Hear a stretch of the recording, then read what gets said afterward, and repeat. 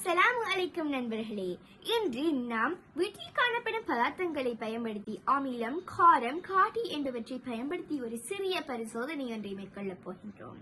இதற்கு தேவையான பொருட்கள் எலுமிச்சம் பழச்சாறு அமிலமாகவும், மஞ்சள் நீர் காட்டியாகவும், சவர்க்கார கரைசல் காரமாகவும் பயன்படுத்தப்படுகின்றது. வாங்கள் நண்பர்களே, பரிசோதனைக்குள் செல்வோம். முதலாவதாக எலுமிச்சம் பழச்சாறை எடுத்து மஞ்சள் நீருடன் ஊற்ற வேண்டும். என்ன நடைபெறுகிறது என்பதை பார்ப்போம். இதோ பாருங்கள் நண்பர்களே, இது பெரிதாக எதுவும் மாற்றத்தை ஏற்படுத்தவில்லை, அதே நிறமாகவே காணப்படுகின்றது. ஆகவே அமிலத்துடன் காட்டியை இணைக்கும் பொழுது எதுவும் நிறமாற்றத்தை காட்டாது.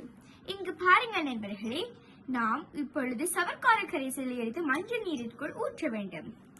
வாங்கள் ஊற்றுவோம். இதோ பாருங்கள் நண்பர்களே, இது சிவப்பு நிறமாக காணப்படுகின்றது. சவர்க்கார கரைசலுடன் மஞ்சள் நீரை ஊற்றும் பொழுது சிவப்பு நிறமாக மாறும். வீட்டில் காணப்படும் பதார்த்தங்களை பயன்படுத்தி அமிலம், காரம், காட்டி என்பவற்றை இலகுவாக இனம் காண முடியும். காட்டி என்றால் அமிலத்துடன் ஒரு நிறத்தையும் காரத்துடன் வேறொரு நிறத்தையும் காட்டுகின்ற பதார்த்தங்களாகும். நன்றி நண்பர்களே.